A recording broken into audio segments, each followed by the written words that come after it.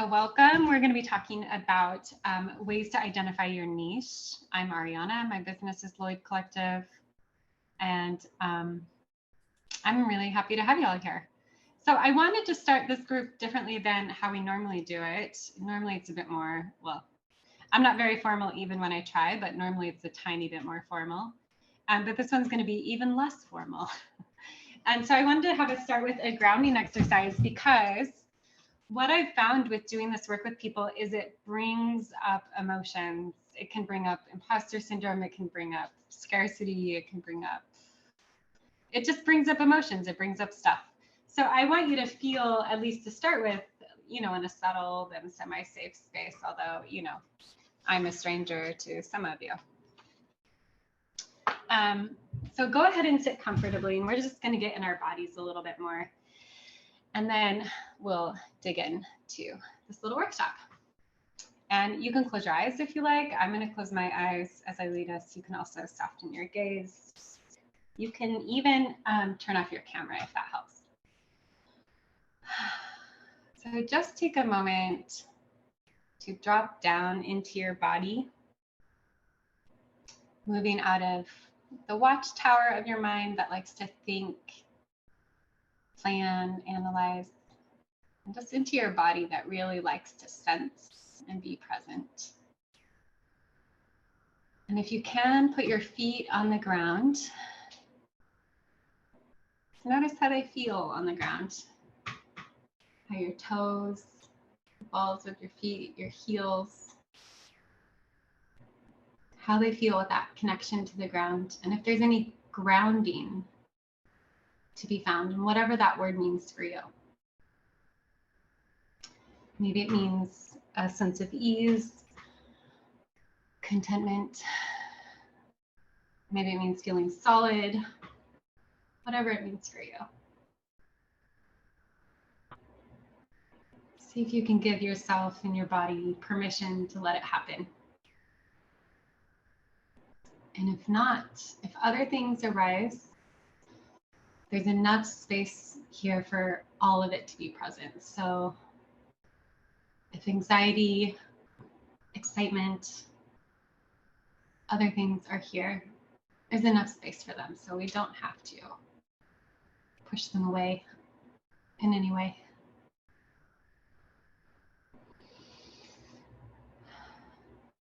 And then notice your body on the seat, your legs, your bottom, your back, whatever's connecting with your seat. Notice how your body feels. And again, see what sense of grounding is there. See how much permission you can give yourself just to let go a little bit and to feel at ease.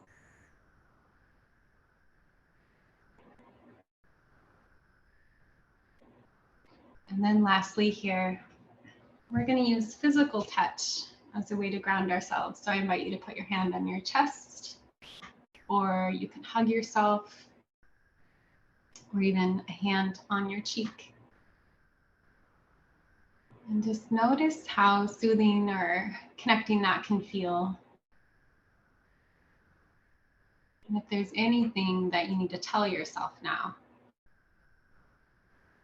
I invite you to do so mentally. It could be something like, you're doing so much better than you think, or you've already done enough today.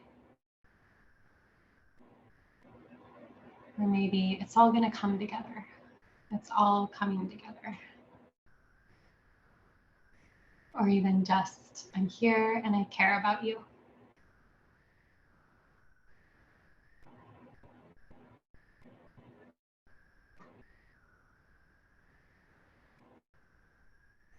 And then we'll slowly let it go. Wiggle our toes, shrug our shoulders, roll your head around. And then when you feel ready, you can come back to the group together.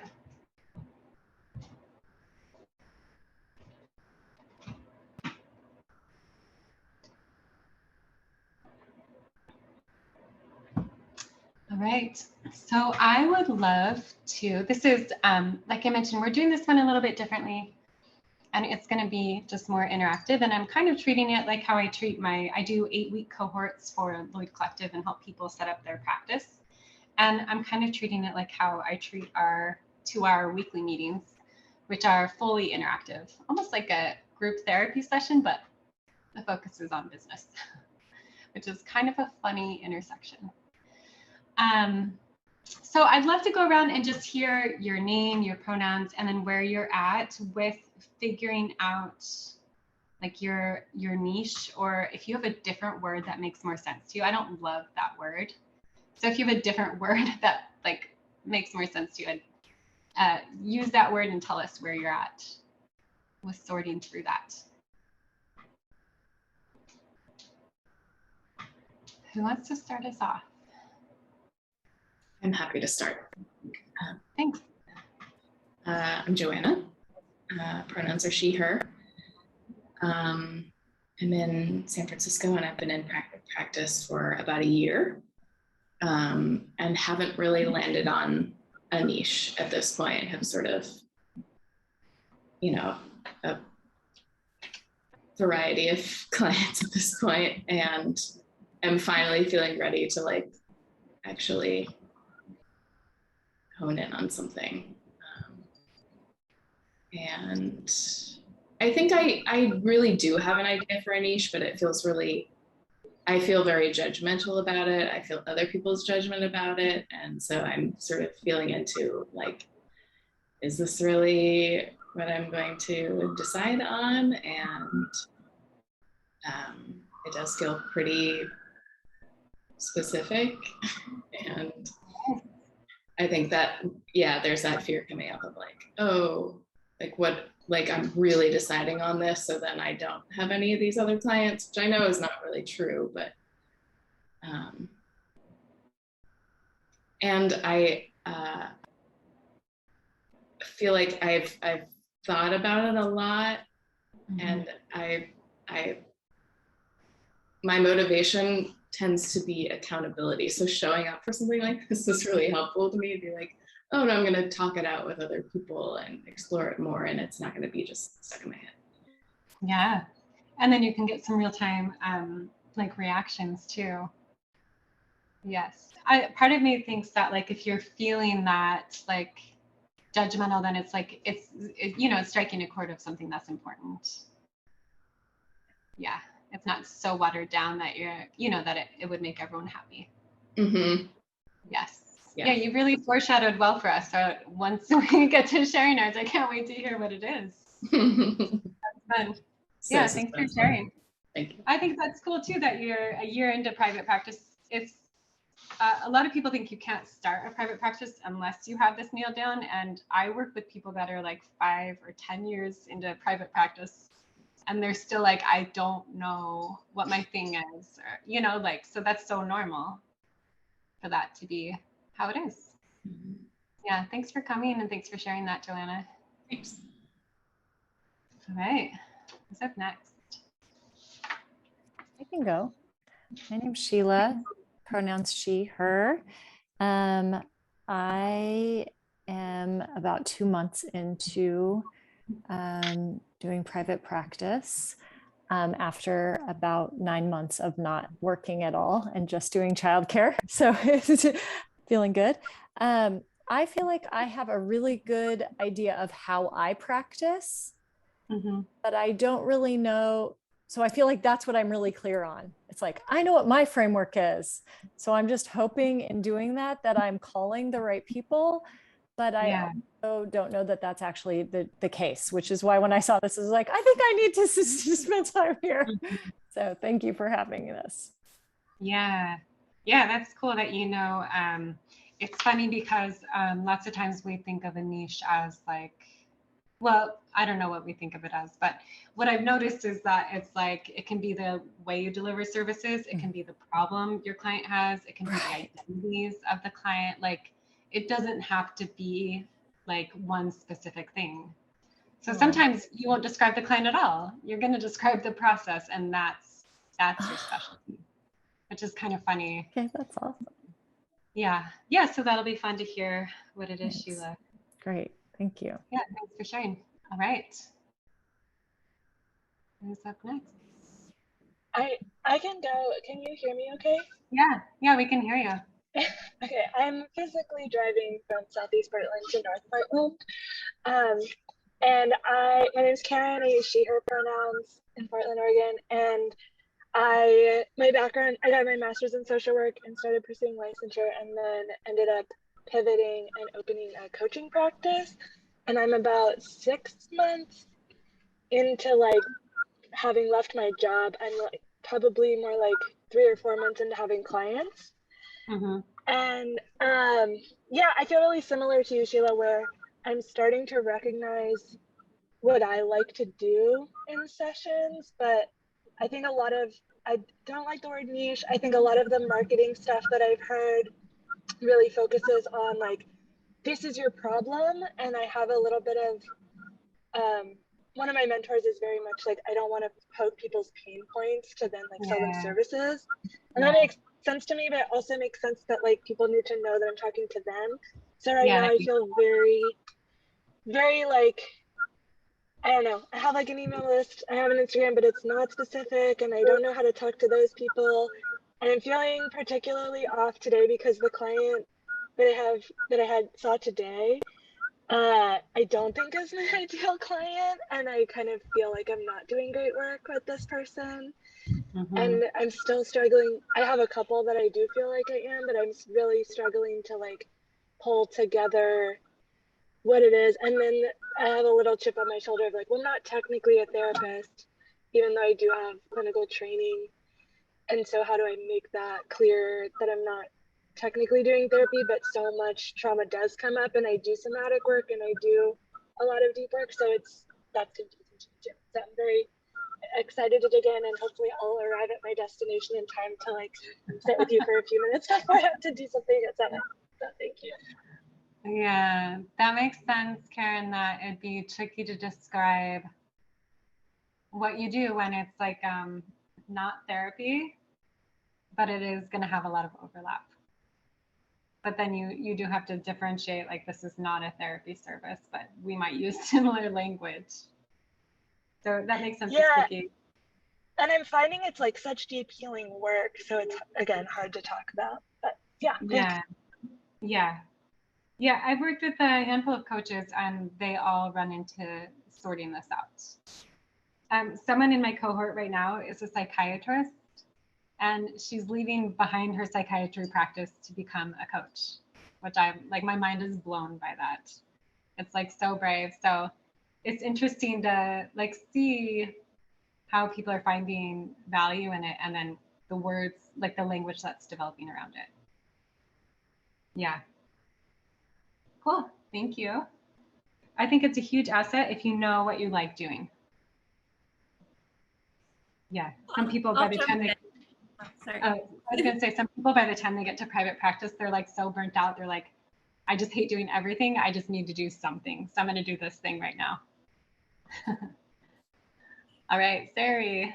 I'm Sari, she, her. I'm in transition, figuring stuff out. So I worked in community mental health for like 4 years, briefly worked at a group practice, and I actually really did discover more about like who I like working with and what I feel, like I might be best at doing, or at least getting some sense of that. And pausing doing therapy at all right now, taking a bit of a break, and planning on opening a practice in January. So trying to figure it out.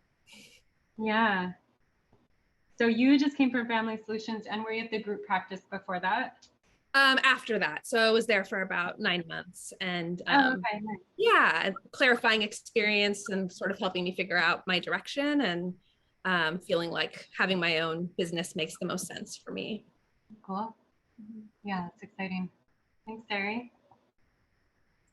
Right, Rebecca. Yeah, I'm Rebecca. I use she, her pronouns. I'm sorry about the light in here. I have to still figure it out. I mean, Ariana knows because we know each other quite well.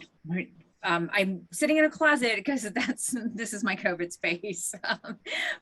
And I'm usually working here in the daytime. But in an event, I am also in transition. I have been working for 9 years at the VA as a therapist and a variety of other roles. And I had a pretty clear, I mean, I was most recently for 5 years in our general mental health clinic. So I saw everybody, but I, had a niche, and I had, kind of real deep specialty in some areas.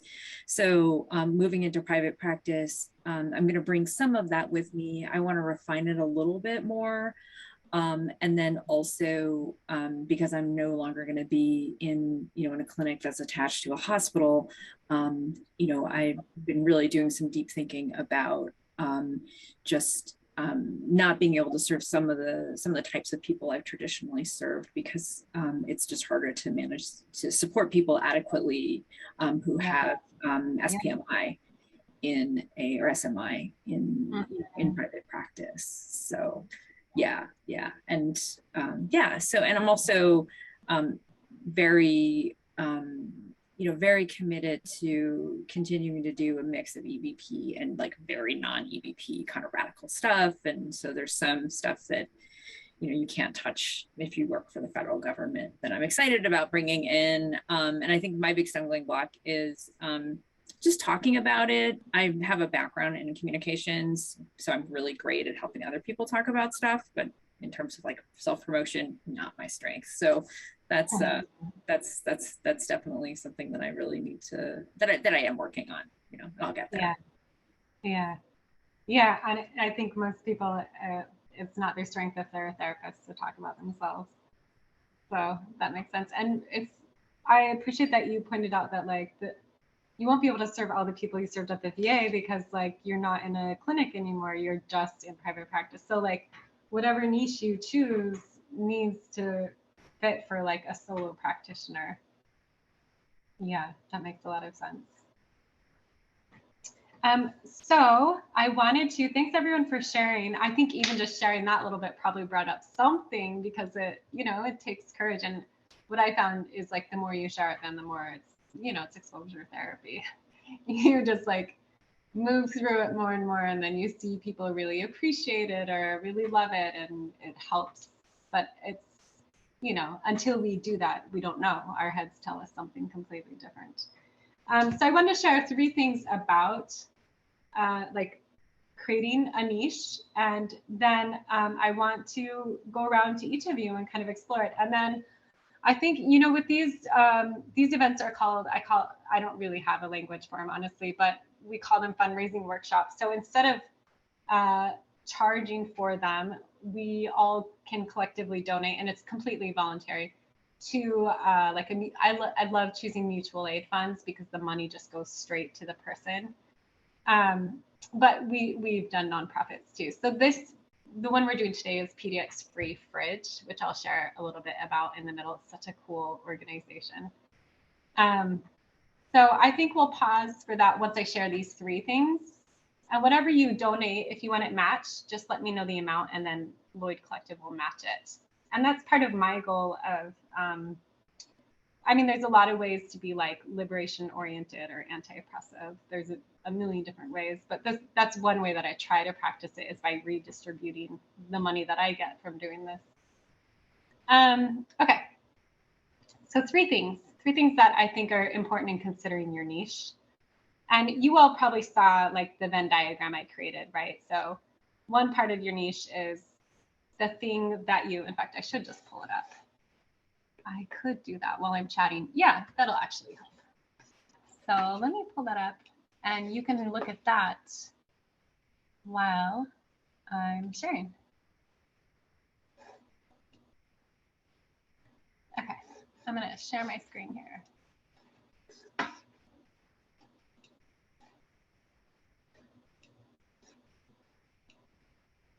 Let's see if this gets me there.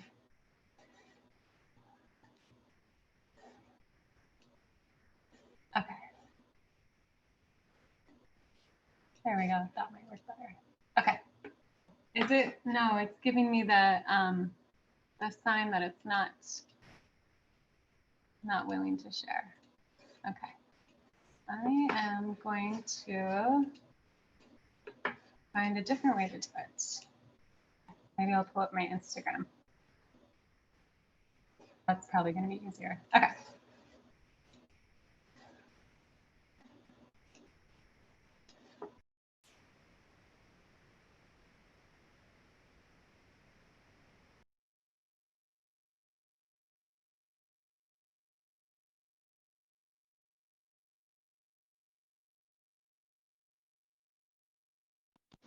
Yeah, I forgot that it does that. I just got a new computer and we're still learning how to get along with each other.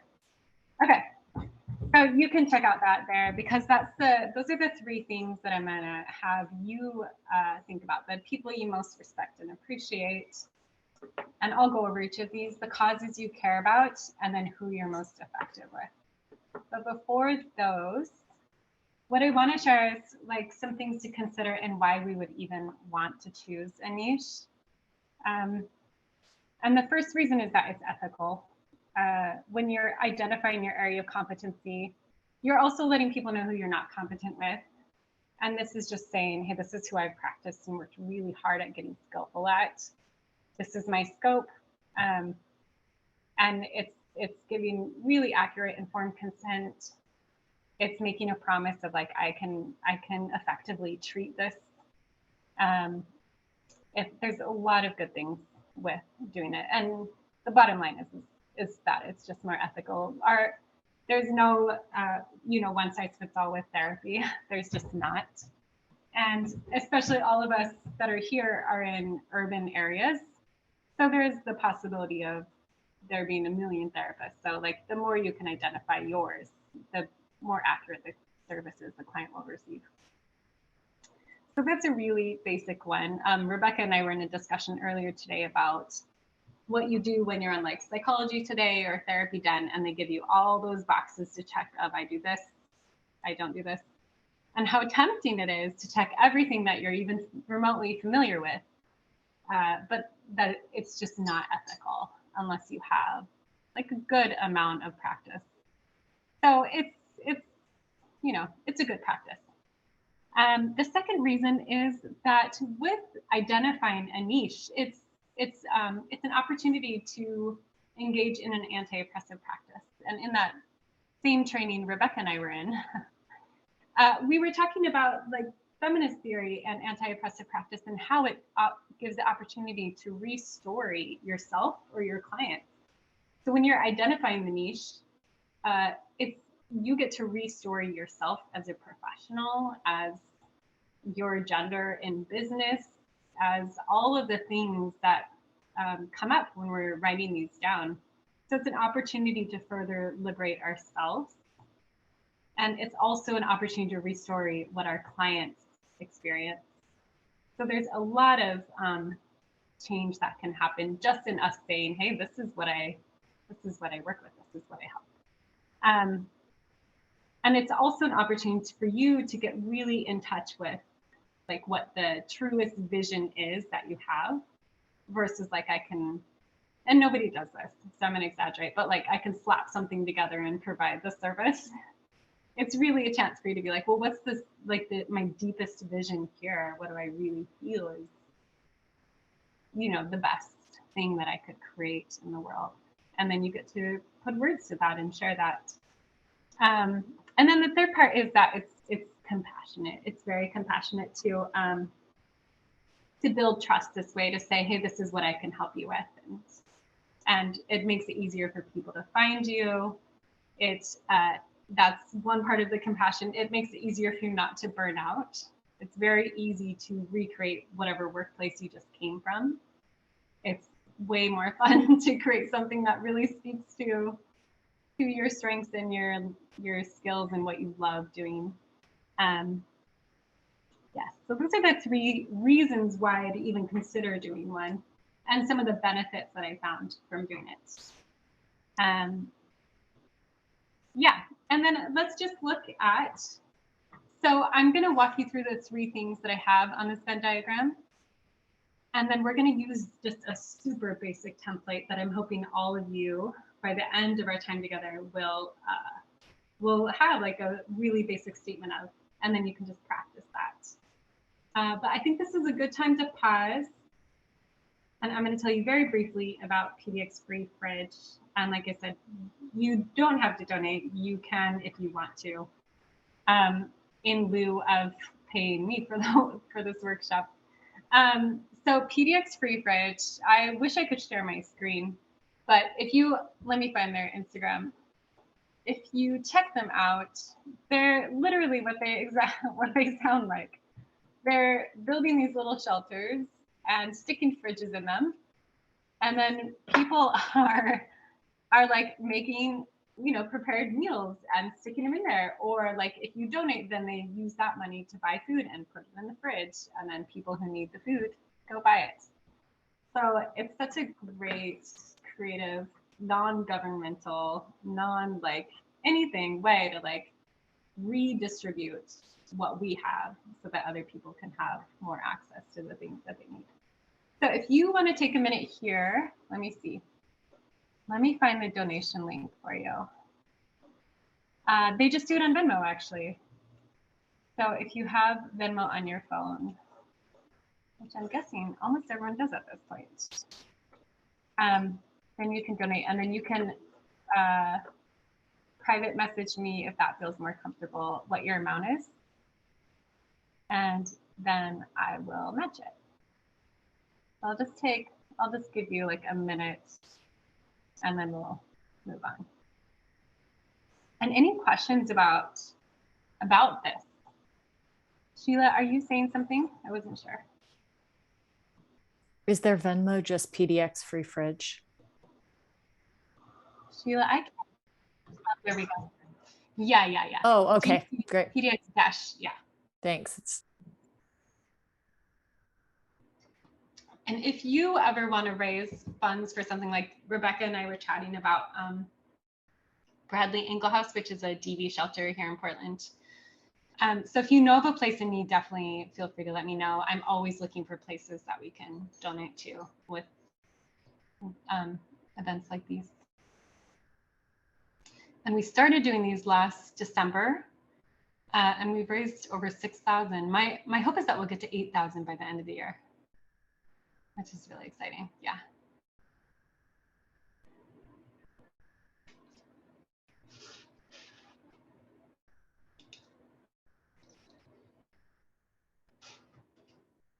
There's a free fridge right down the street from me, and it's been there. Oh, we need the last 4 digits of their phone number. Do you know that? You can bypass it. Oh, okay. There we go.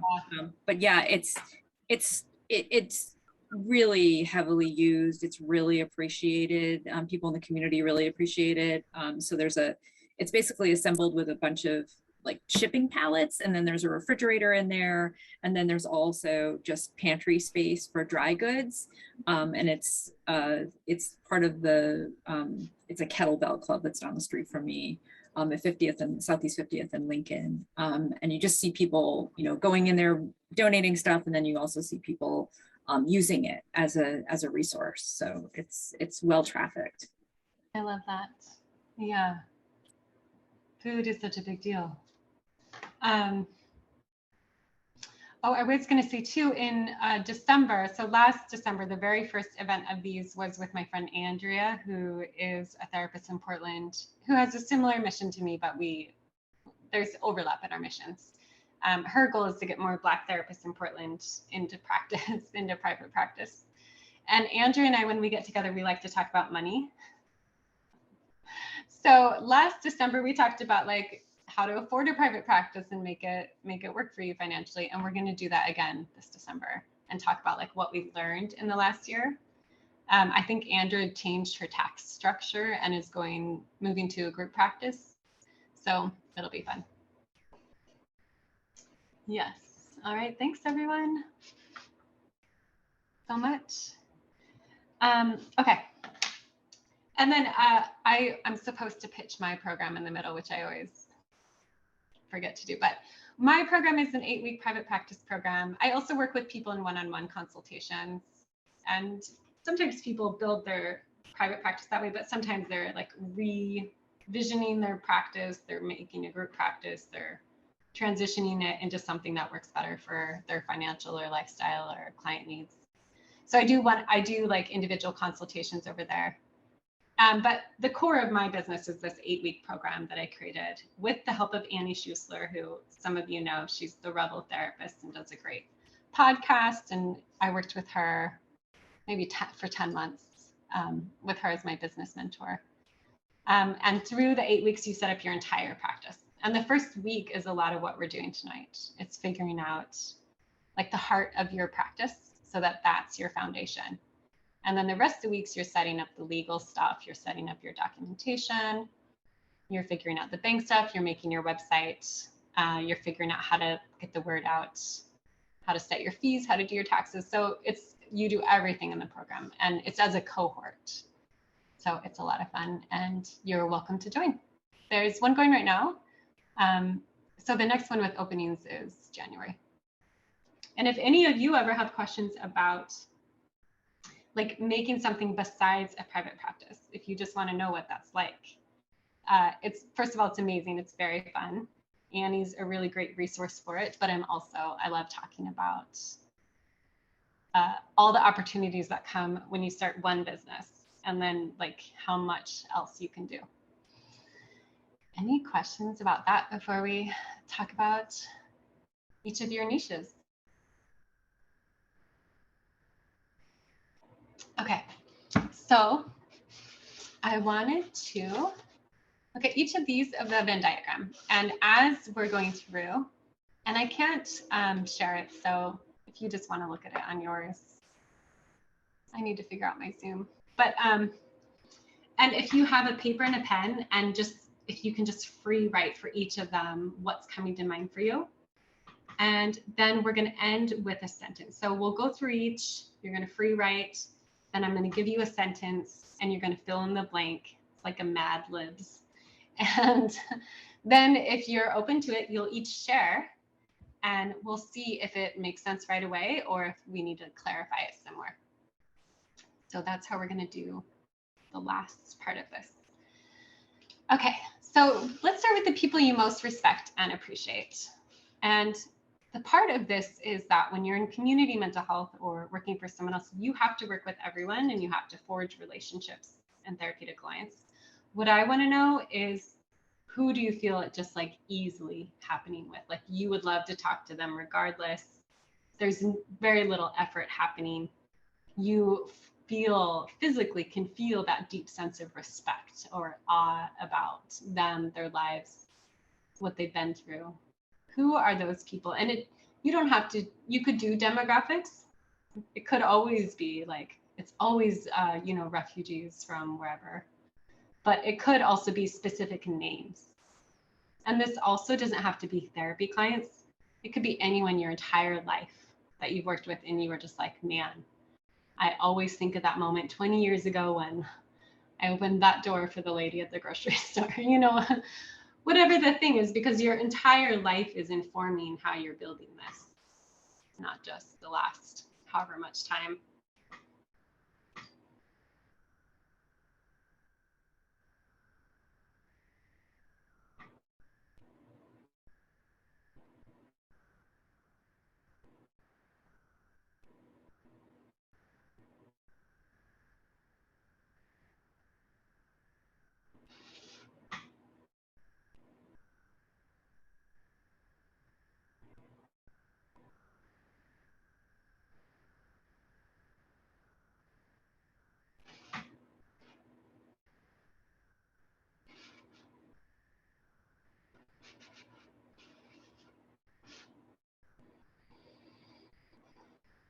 Okay, so the next one, and you can, of course, you can go back to these, and if you have follow-up questions afterwards, you're welcome to send me an email.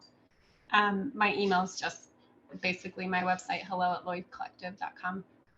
Okay, so the next one is causes that you care about. And this could be anything that you're angry about. It could be anything that moves you to tears every time you hear about it. And again, we're going for what feels, most easy.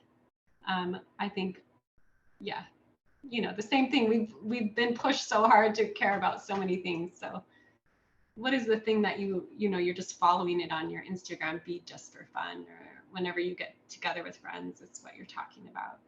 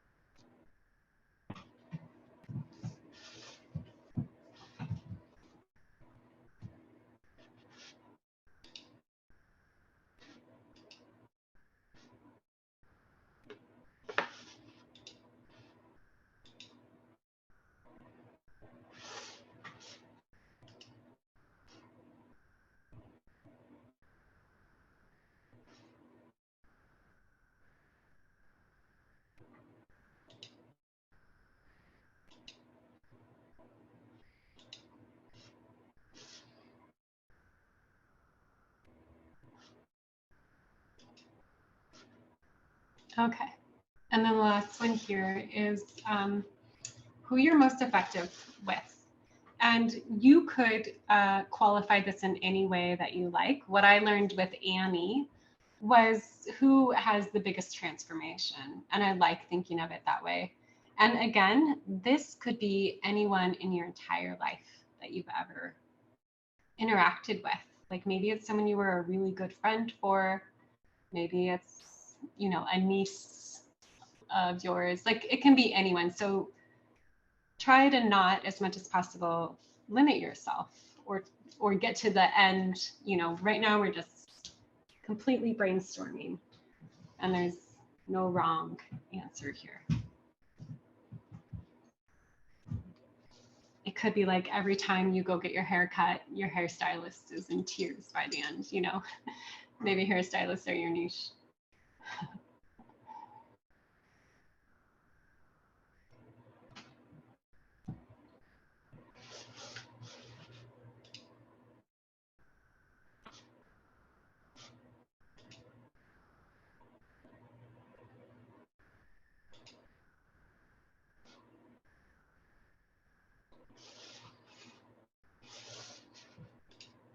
And then here's the sentence. So I know we're going through this shortly, but like I said, you're welcome to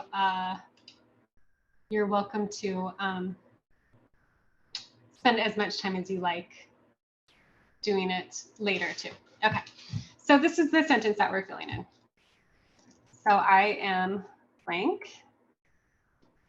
I offer blank, and this is your service.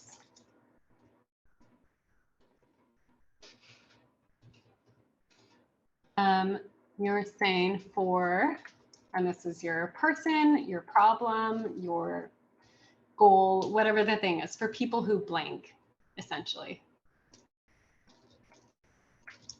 And then the last part is through our work, you will. So we're looking at each of these. And the last one is basically your outcome, your transformation, change. What's the thing? And yours, with that first part, you can share as much or as little as you like. In my last run of my 8-week program, someone was working with teens, and we realized teens don't care who you are. What they care about is like what you're doing. So we moved this I am to the bottom. But other people, like if you're working with maybe people in the healthcare profession, they want to know right away, like, why should I even listen to you? Like, what's your credibility? So you would want to start. All of these you can move around, but these are kind of the basics that we want to make sure you've got.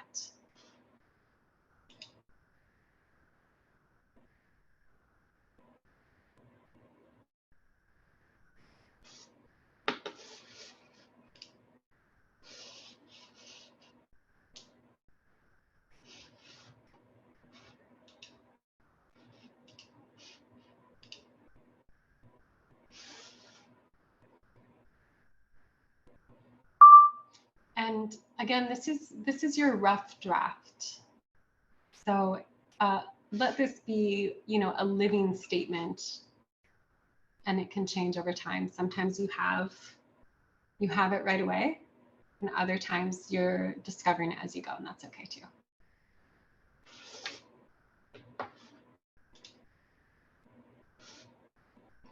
And then once you feel like you've got something that you want to share, feel free to just raise your hand or unmute yourself and then start sharing.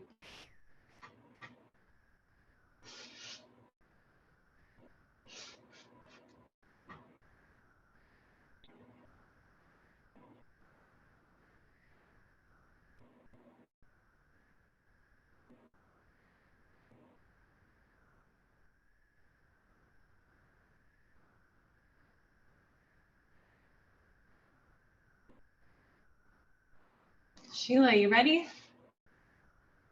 No. I have a question. Yeah, okay, let's hear it. So the model I'm using, which is polyvagal theory, is like, that means something to me, and it often means something to other therapists, but it doesn't really mean much to most lay folks. So I guess that's why I was like, when I'm the piece where I offer fill in the blank, I want to say like polyvagal informed strength-based therapy, right? Like that's the thing I'm actually doing, but I just don't know that that is actually like. Well, that's a good question. And when we're talking about what we do, we're going to use some language for clients, other language for maybe the client's caretakers, other language for other professionals. And the way I'm thinking about where we would use this is your landing page of your website, the first thing someone reads on your therapist directory listing. So it needs to be really quick to make the connection and really simple. So with polyvagal theory, it would be something more like body-based, or even body-based can sound like body work, but nervous system-based therapy, or, something that's like really easy to connect with as the client.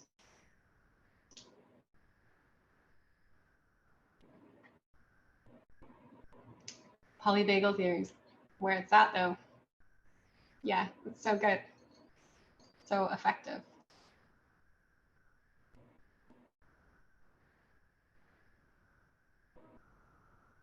You can also put this like in your Instagram blurb or wherever you're at.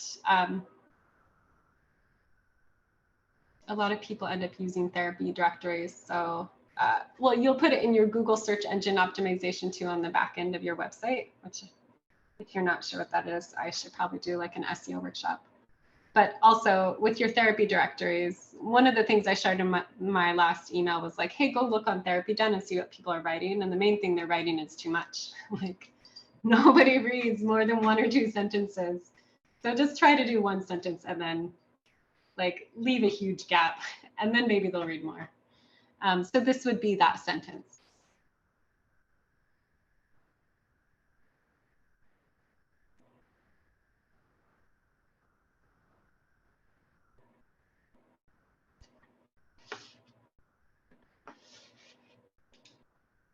Who wants to give it a shot? I have a very, very rough draft of this.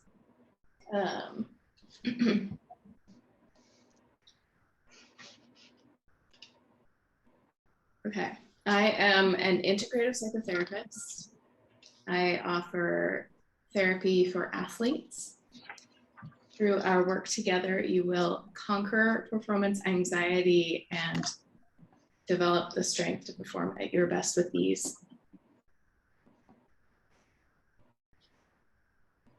I love that niche. That's amazing. What was the first? I'm a what therapist? I'm an integrative psychotherapist. Got it. Yeah. I don't know if that's too wordy and like nobody cares. I don't know. I guess the question would be, do athletes care, or do they care more that you're saying, hey, I look at performance anxiety for athletes and then I help them like not have it anymore, basically. or use it to their advantage. My guess would be it's that, like athletes, all the athletes I know are so outcomes oriented. Or like you were saying with adolescents, if you flip it around, like I'm not sure they care who I am first. Yeah, I think so. That's my guess. I have limited understanding of athletes' minds. So I think the athletes, the performance anxiety strong, performance at their best with ease. Is that what you said? Yes, that's what I get. Yeah. So my question would, I think there's something there at the end that I would switch up. And like if the athlete didn't have that anxiety, or if they knew how to use that to their advantage, what would that look like?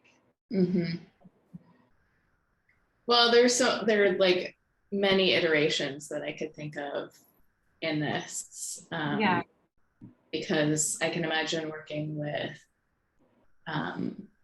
athletes who are working through injury, who can't actually train at all right now. Or working through all of that. I think there is this sort of mentality of pushing through and being able to like just perform. And I guess my thought is that if you are able to slow it down a little bit and think about that process, I think you actually are truly processing rather than bypassing. And so that's sort of the convoluted message that I to have, is that introspection is important and you can still perform at your best. There's no, it's not either or. It's almost like they could perform better by mastering the anxiety or by integrating their anxiety, or like those words stand out to me: mastering or integrating, and then improve their performance.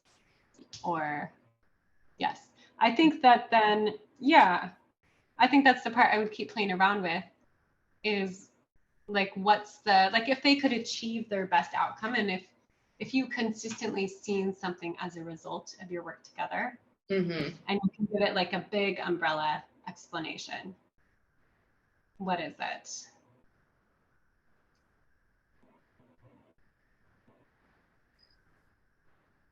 Yeah, because I think they are so much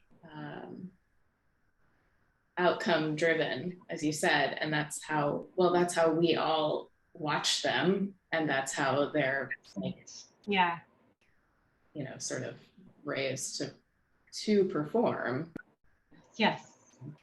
Which in turn, sorry, go ahead.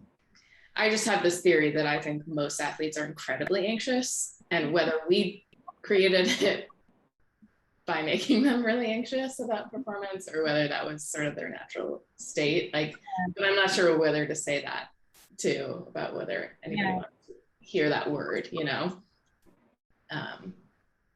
Which word? Anxious, anxiety. I think performance anxiety most people get, though. I think if you coupled it with that, then someone would tolerate it versus just anxiety. I mean, that's why like Simone Biles' thing was a huge deal, is because she used the word anxiety. And what was her other word too? She has the other word too that she uses for it. But it's because it's not okay in the field. No. So I think maybe while the other people are going, if you want to play around with the outcome, that makes the most sense. To me, then the word mastery makes a lot of sense around it. And it seems like athletes are always mastering like something. I do CrossFit for what it's worth. And like, I feel like always the thing is like master this one tiny movement. Thanks, Joanna. Is that the thing you were afraid of sharing? Yeah. Oh, I love it. I think it's great.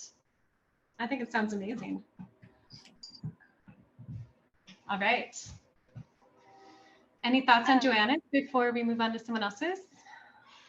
I love it. I think it's so specific, but like so many people see themselves as athletes, even if, or like, I'm sure if they read more about you, they could fit themselves into that, even if they're not like professional or whatever.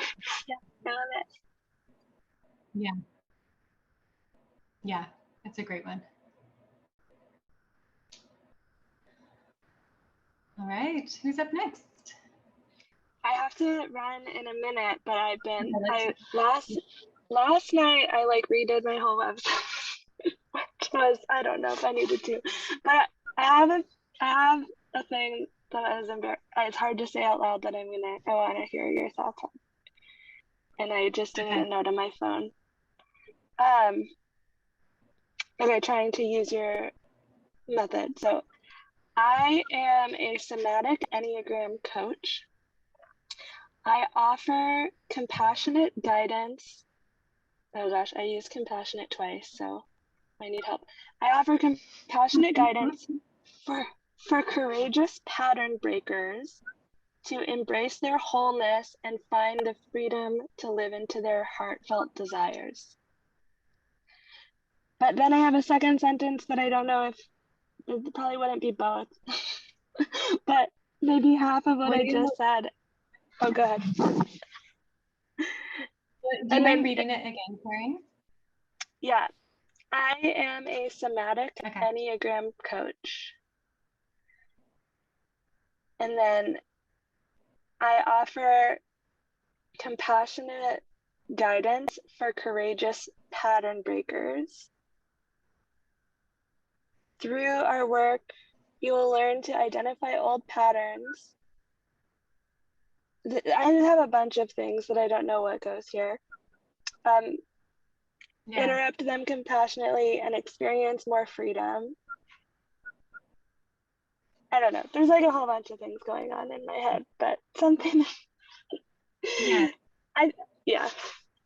There's certainly a lot of heart in that. Like I can definitely feel the heart of it. I think what would be interesting is if you sat down, like if you jumped on Google and Googled some of those terms in different phrases and see what comes up. And likely what you're going to see come up is a lot of random results. So then we'd want to refine it down. Like somatic Enneagram coach, that's pretty specific.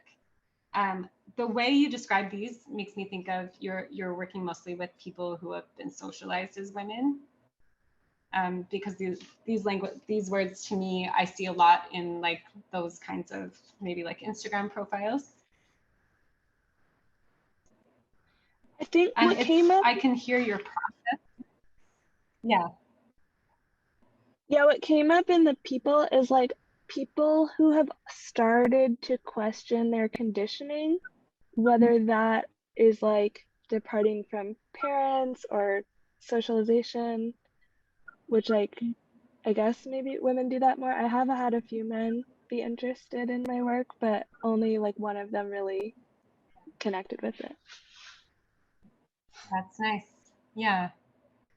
It's almost like it's going to be effective for people that don't want to do therapy, but they're still interested in like digging deep and changing the way that they're experiencing life. That's still too vague, I can tell at the end of mine. But like there's, like I don't think it hurts actually to use the word therapy because you're going to get people, especially in the Portland area, who've tried therapy or they don't want to try therapy and it's not their thing. So in a search, like in a Google search, it would help that that's in there, that's coming up. And then the main thing, Karen, is just choosing one thing. Like if your client could walk away with just one new thing, or if you're noticing one main thing that is causing their suffering, that they like, it makes sense to them, then that's what I would put. I had someone in my last cohort who played around with the idea. I don't think she took it though, of like therapy for women who hate themselves. Like it's so dramatic, but like self-loathing is such a beast. And like when that's your beast, you know it. And you're like desperate to find someone who can name it and then you can work with it. So I would keep refining to see if you can name that. And Karen, you're welcome to shoot me emails too. Okay. Thank you all. Good luck. I have to go. Okay, bye. Sorry, we're running over a little bit. If you all have time, we'll go over It's 7 o'clock. We'll go over like 10 minutes. Does that work for everyone? Yeah. Okay. Unfortunately, I've got to run because I've got some household responsibilities to take care of. So thank you all so much. It was great to meet everybody, and good luck with everything. And thanks so much, Mariana, for providing this space, and also for the for PDX Pre-Fridge. They're pretty rad. Thank you. Rebecca, feel free to email me yours. I'd love to. Yeah. I'm still fiddling around with it, and I have attention issues, so I was like half listening and half writing. So no, I'm not an Enneagram coach. Why do I have that on this piece of paper? In any event, I'm not going to take up any more time. Thank you. We'll be in touch. All right. Thanks so much, you guys. Good luck with everything. Bye. All right, Sheila or Sari, who's up for going next? And I apologize for going over. I can go. Okay. And yeah, a good challenge. I appreciate this challenge. Trying to put this into such succinct sentences. So I am an EMDR body-based therapist. I offer therapy focused on healing old wounds and anxieties that are impacting your relationship with your child or children. Through our work, you will heal old wounds and patterns and have a stronger bond with your child. I love that. It's really beautiful. So I'm an EMDR. What was the second one? I'm still, I always get confused how many other like therapies that's okay. to add it. So I'm just body-based, EMDR body-based. Okay, body-based. And you're basically, what I heard was you're working with parents or people who are raising children who are healing their own trauma as they raise their children. Yeah. Or who are like noticing their trauma or aware of their trauma. Yeah. I mean, it would be someone who's at least come to the place where they're realizing they're getting activated, whether they have young children or new baby, infants, or they've been doing good with their kids and now they're teenagers and they just can't. Yeah. They're having their old teenage stuff come up and getting activated. They have to have some recognition of that to find me. It's almost like you're a therapist for people who are getting triggered by their kids. Basically. Like if we really did the bottom line, like you're a trauma therapist for people getting triggered by their kids. Yeah. So will you say yours again? Sure. I am an EMDR body-based therapist. I offer therapy focused on healing old wounds and anxieties that are impacting your relationship with your child or children. Through our work, you will heal old wounds and patterns and have a stronger bond with your child. Yeah. So we, with all of these, we want to take all the words that are so much part of the therapist vernacular, like wounds, impact, what else was there? Like all the words we use, right, that are in all the textbooks that we read, and take all of them out and then think how are people talking about this on social media? Because that's how people are going to be looking for you. Like other therapists will look at it the way you're looking at it. But part of what's tricky about private practice is oh wait, how do I talk about this before I knew what it was? Totally. So if you're a therapist offering services for people, I heard, with old wounds. So so if you took out the therapy words from it and reworked it, what would you put? And if those of you trauma, likely, but I mean, I use that in the most broad sense when I think of trauma, I mean, and of course there's in some way had their needs not met when they were raised, and so they're struggling to meet their children's needs because it was never modeled for them. So So Joanna and Sheila, as you're listening, if you have thoughts on this, I would also love to hear if words are coming up to you. So it's parents or grandparents or caretakers, caregivers that are all the words I'm thinking of are also still therapy words. So it must be writing it out and then keep reworking it until we're using the right language. I like that idea. Sheila, you just spent 9 months watching your grandson. I know, that's what I was trying to think. I'm well, would I type in my kids are driving me nuts. It's it's actually like a crazy, it's like actually a crazy feeling of like, but I did like really triggered by like, yeah, I like that too. I did think that that resonated. Like, are you caregiving or triggered by caregiving and like want By parenting, triggered by your kids. are you at the end of your rope? Like those are the kinds of things that I think maybe I've felt, but I wouldn't type into a, like I, as a, like a social worker, I wouldn't type it in, but as a grandparent, I would, I'd be like 3-year-old expert, you know, like help. Like Yes, it's pretty, yeah. it's pretty dire up in here for the parenting Yes, part. especially with COVID. I think the challenge is I don't want to actually work with the children. Like, I mean, I did lots of work with children and I have tons of experience in child development and working with teenagers. I just want to work with adults. I do as a grandparent and as a parent. If it didn't say parent or grandparent, I would probably skip over caregiver. So Totally. I guess that's just the thing I would say about that. Yeah. Yeah. I'm a therapist for adults.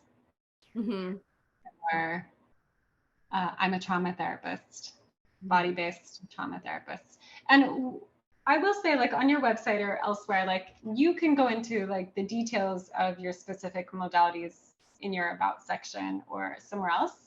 Like you really just want them to understand quite quickly who you are here and why they should trust you. So it could be that you say like, I'm a parent who's also a therapist and I help other parents who have kids who suck. I remember one of my friends was going through a phase where she like hated her kids. And I remember like that was some of her language of like, our kids just suck. So like just like the people who are reaching out are the people who are really struggling with understanding their kids or making sense of them or feeling triggered by them or just therapy for parents who don't like their kids, you know? So something really basic. So I'm looking at the template. I am a therapist for, I'm a trauma therapist. I offer support for parents. Support therapy. Yeah. And then through our work, you'll learn to manage, in some ways, the stress of parenting while also healing some of your old childhood trauma or old childhood difficult experiences. Yeah. I was thinking, I don't know, if we're just looking at a general population and not a therapist-oriented population, whether they want to hear trauma and wounds, probably not, even though that's what is going on. So if you used a word like rediscover your own inner child and improve your parenting, oh, that's sweet, children or something like that, where it's like it feels like an invitation to grow and not to like suffer more. Totally. You do a lot of inner child work, so I love that. Oh, that makes sense. Yeah. I think also it's going to be like parents who don't know how to parent, or like that's what they're thinking in their head. Like, I just don't know what I'm doing, or yeah.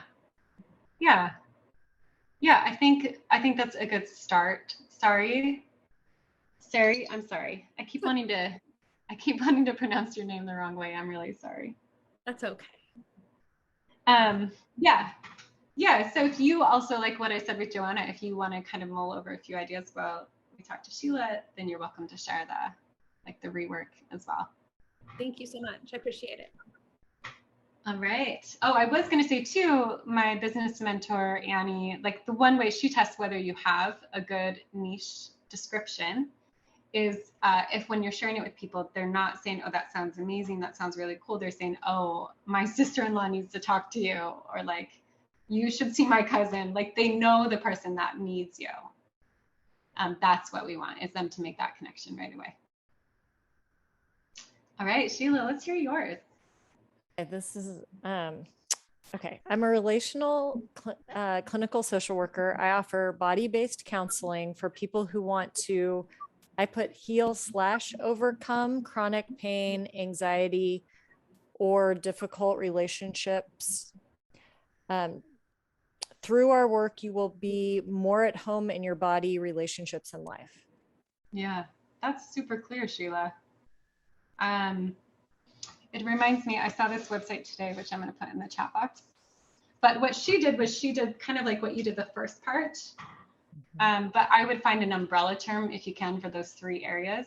Okay. And then as soon as you scroll down even a little bit on her website, she had a box for each of them. Okay. And then within each of those, she did this exact same thing on each of those, which I thought was really smart. Yeah. So an umbrella term for the chronic pain, anxiety, difficult relationships, and then do one for each of those. Got it. Okay. Yeah. And you want that to show up even, most people are going to be on your website 2 to 3 seconds, and then they're either going to stay or they're going to be gone.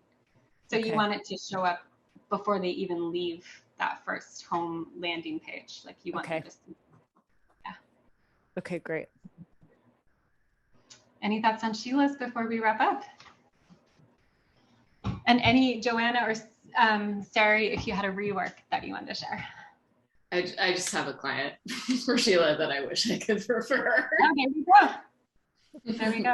So I like literally someone came to me with these like 3 things recently, and I was like, oh my God, like, but he lives in California, so. You can coach him, Sheila. That's our workaround. But you have something. Yeah, I wonder if there's a lot of overlap. It also makes me think that, Sheila, you should connect with people like who Joanne is working with. Yeah.